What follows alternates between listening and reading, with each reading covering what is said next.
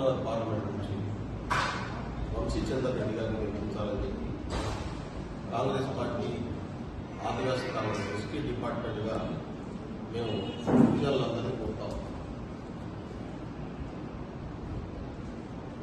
ఎందుకంటే ఈ ఎన్నికలు దేశ ప్రధానిని ఎన్నిక చేసుకోవడం కోసం జరిగే 18వ పార్లమెంట్ ఎన్నికలు. భారతదేశానికి స్వతంత్రం వచ్చిన తర్వాత ఇప్పటికీ 17 పార్లమెంట్ ఎన్నికలు జరిగాయి. 18వ పార్లమెంట్ ఎన్నిక.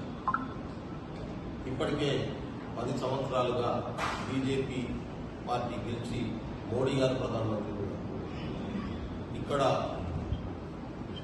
రేపు జరగబోయేటటువంటి ఎన్నికల్లో రాహుల్ గాంధీ ప్రధానమంత్రి కావాలా, మోడీ ప్రధానమంత్రి కావాలా అని చెప్పి ప్రజలు నిర్ణయించడం కోసం ప్రజల ముందు పోయి ఓట్లు అడుగుతా ఉన్నారు. గత 10 సంవత్సరాలుగా మోడీ ప్రధానమంత్రిగా పూర్తిగా విఫలమైనటువంటి పరిస్థితి.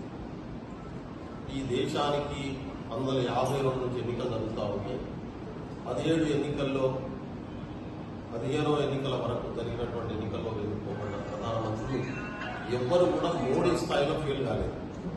ఫోన్లు పనిచేసుకుంటారు. కాంగ్రెస్ పార్టీ దళితులకు రిజర్వేషన్ ఇచ్చింది కాంగ్రెస్ పార్టీ. బీసీలకు రిజర్వేషన్ కల్పించే క్లాజులను రాష్ట్ర ప్రభుత్వానికి అధికారాలు అప్పగిస్తూ ఆ క్లాజులు పెట్టింది కాంగ్రెస్ పార్టీ. కానీ మోడీ గారు భారత రాజ్యాంగంలో ఉన్నటువంటి ఎస్సీ ఎస్టీలకు సంబంధించినటువంటి అట్రాసిటీ యాక్ట్ బలహీనపరిచేటటువంటి కుట్రను చూశారు. దానికి వ్యతిరేకంగా ప్రజా సంఘాలు కాంగ్రెస్ పార్టీ పోరాటం చేస్తే మళ్లీ రిస్టోర్ చేసినటువంటి పరిస్థితి. గిరిజనులకు ప్రత్యేకంగా ఇవ్వబడినటువంటి 5వ షెడ్యూల్ 6వ షెడ్యూల్లో ఉన్నటువంటి చట్టాలని బలహీనపరిచేటటువంటి కుట్ర చేశారు. పోరాటం చేస్తే ఆపారు.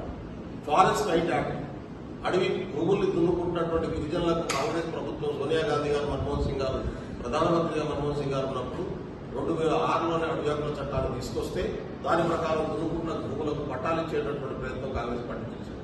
కానీ మోడీ గారు అడవి హక్కుల చట్టాన్ని బలహీనపరిచి పెట్టుబడిదారులకు అడవి భూములను అప్పగించేటటువంటి కుట్రకు తెలియలేదు. అంటే రాజ్యాంగం ప్రకారం దళితులకు గిరిజనులకు తీసుకొచ్చినటువంటి అన్ని హక్కుల్ని కాలరాసే ప్రయత్నం చేశారు. దాంతో పాటుగా గత 9 సంవత్సరాలుగా కేంద్ర ప్రభుత్వం అధీనంలో ఉన్నటువంటి ప్రభుత్వ రంగ సంస్థల్లో ఒక్క ఉద్యోగానికి కూడా భర్తీ చేసేటటువంటి ప్రక్రియ చేపట్టారు. ఇవాళ ఉన్నటువంటి లెక్కల ప్రకారం 30 లక్షల కేంద్ర ప్రభుత్వ ఉద్యోగాలు ఖాళీగా ఉన్నాయి. అంటే 1 కాదు 2 కాదు 30 లక్షల ఉద్యోగాలు ఖాళీగా ఉన్నాయి. రైల్వేలో కానీ, ఎల్ఐసిలో కానీ అన్ని ప్రభుత్వ రంగ సంస్థలో 30 లక్షల ఉద్యోగాలు ఖాళీగా ఉన్నాయి. రేపు రాహుల్ గాంధీ గారు ప్రధానమంత్రి అయితే 1.5 సంవత్సరం కాలంలో, అంటే 18 నెలల కాలంలో ఈ 30 లక్షల ఉద్యోగాలను భర్తీ చేస్తామని చెప్పి కాంగ్రెస్ పార్టీ హామీ ఇస్తుంది. అదొక్కటే కాదు, డిగ్రీ చదివినటువంటి పిల్లలు గ్రాడ్యుయేషన్ కంప్లీట్ కాగానే మనం పీజీ ప్రిపేర్ అవుతాం. కానీ కాంగ్రెస్ పార్టీ రాహుల్ గాంధీ గారు ఏం చేస్తున్నారంటే డిగ్రీ అయిన తర్వాత ప్రతి విద్యార్థి 1 సంవత్సరం పాటు అప్రెంటిస్ చేయాల్సినటువంటి అవసరం ఉంది. ఆ అప్రెంటిస్ చేసేటటువంటి క్రమంలో వాళ్ళకి ₹1,00,000 వాళ్ళకు స్కాలర్షిప్ రూపంలో అందిస్తామనేటటువంటి మాటలు కాంగ్రెస్ పార్టీ చెప్తా ఉంది. గ్రాడ్యుయేషన్ విత్ ఇన్సెంటివ్ ₹1,00,000 కనుక కార్పొరేట్ రంగం పనిలో పనిచేసేటటువంటి వ్యక్తులకు తన అధికారాన్ని ఉపయోగించి కాంట్రాక్ట్ ఇచ్చి, కానీ మోడీ గారు ప్రధానమంత్రి హోదాలో అదానిని పట్టుకొని విదేశాలను తిరిగి కాంట్రాక్టులు ఇప్పించినట్టు. అంటే ఇది అధికార దుర్వినియోగానికి పరాకాష్ఠగా మారినటువంటి స్థితి.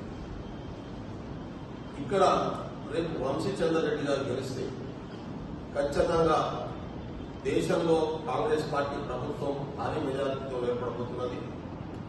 రాహుల్ గాంధీ గారు ప్రధానమంత్రి కాబోతున్నారు. ఆయన కేంద్రంలో ప్రధానమంత్రిగా స్వీకరించేటటువంటి బాధ్యతల్లో వంశీ చంద్రరెడ్డి గారికి కూడా ఒక కీలకమైనటువంటి బాధ్యతలు చేయటటువంటి అవకాశం ఉంది.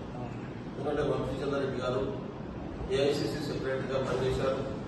అందులోనూ అడ్మినిస్ట్రేటివ్ బాధ్యతలను నిర్వహించారు.